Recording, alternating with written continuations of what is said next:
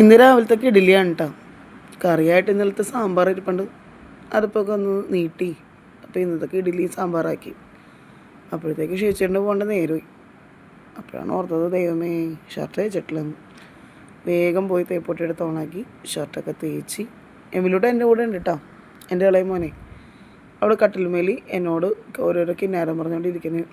ഞാൻ പറഞ്ഞു നിങ്ങൾക്ക് ഹായ് പറയാൻ പറഞ്ഞു. അപ്പോൾ അതിന് ഭയങ്കര നാണം. അപ്പോൾ അവിടെ നീറ്റ് ഞാൻ പറഞ്ഞു ഇവിടെ ഒന്ന് ഇവിടെ ഒന്ന് ഇരുന്നിട്ട് നിങ്ങൾക്കൊരു ഹായ് പറ എന്നൊക്കെ പറയുന്നത്. അവൻ കുറേ വിശേഷം നടക്കെ ചോദിക്കുന്നുണ്ട് കേട്ടോ. പാപ്പം നിന്നാ, പാല് കുടിച്ചാ എന്നൊക്കെയാണ് നിങ്ങളോടൊക്കെ ചോദിക്കണത്. അവന് 3 വയസ്സാകാൻ പോണേല്ലോ കേട്ടോ. ജനുവരി 30 അവൻ്റെ ബർത്ത്ഡേ ആണ്. അപ്പോൾ ആ സമയത്ത് അംഗനവാടിയിൽ കൊണ്ടുവന്ന് ഇരുത്തിക്കോളാൻ ടീച്ചർ പറഞ്ഞിട്ടുണ്ട്.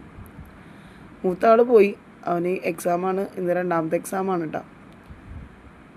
അപ്പോൾ എൻ്റെ കൂടെ ഞാൻ തയ്ച്ചുകൊണ്ടിരിക്കണതിൻ്റെ ഇടയിൽ കൂടെ ഓരോരോ വർത്തമാനങ്ങൾ ഇങ്ങനെ പറഞ്ഞുകൊണ്ടിരിക്കണേ. അത് കഴിഞ്ഞപ്പോഴത്തേക്ക് മീൻകാരൻ ചേട്ടൻ്റെ വണ്ടിയുടെ സൗണ്ട് കേട്ടു. ഞങ്ങൾ വേഗം പോയി മീൻ വാങ്ങിക്കാൻ വേണ്ടിയിട്ട് പോയിക്കണേ കേട്ടോ. മീനൊക്കെ വാങ്ങിച്ചുകൊണ്ട് വന്ന് ഞങ്ങൾ അകത്തോട്ട് കയറുന്നു.